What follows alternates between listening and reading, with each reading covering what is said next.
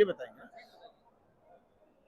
फसल बीमा 2023 खरीफ को लेकर के आज लुहारू में जो किसान पंचायत हुई है, इसमें ये मांग करी गई है कि 23 में जो सावनी में बीमा क्लेम बन रहा था किसानों की फसल नुकसान हुई, चाहे दादरी का हुआ चाहे लुहारू का हुआ, इसमें बीमा कंपनी बिना काम के ऐतराज बना करके और सरकार की लापरवाही की वजह से डीजीआरसी में और एसजीआरसी में, डिस्ट्रिक्ट की मीटिंग में और स्टेट की मीटिंग में उन्होंने किसान के खिलाफ जो बीमा कंपनी ने ऑब्जेक्शन लगाए वो स्वीकार करे हैं और उससे किसान का 350 करोड़ रुपए बीमा क्लेम वो बर्बाद हो।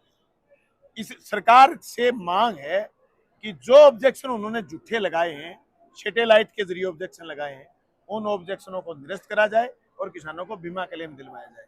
क्योंकि बीमा कंपनी ने जो भाई ऑब्जेक्शन लगाए वो सिर्फ हरियाणा में नहीं लगाए हैं, वो पूरे देश में इस तरीके की घटनाएं कर रहे हैं। जैसे आपके पड़ोसी, जैसे चूरू शुरू होता है लुहारू से निकलते ही, उस चूरू में भी इस तरीके के ऑब्जेक्शन उन्होंने लगाए हैं।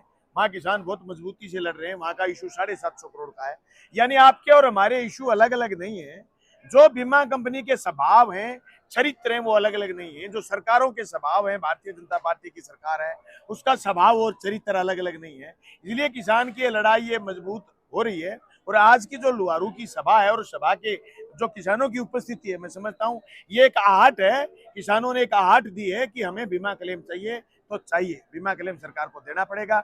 उसके संबंध में जो अगले कार्यक्रम जारी करे हैं वो साथी रवि आजाद और सुनीता जी आपको बताएं, कविता जी आपको बताएं।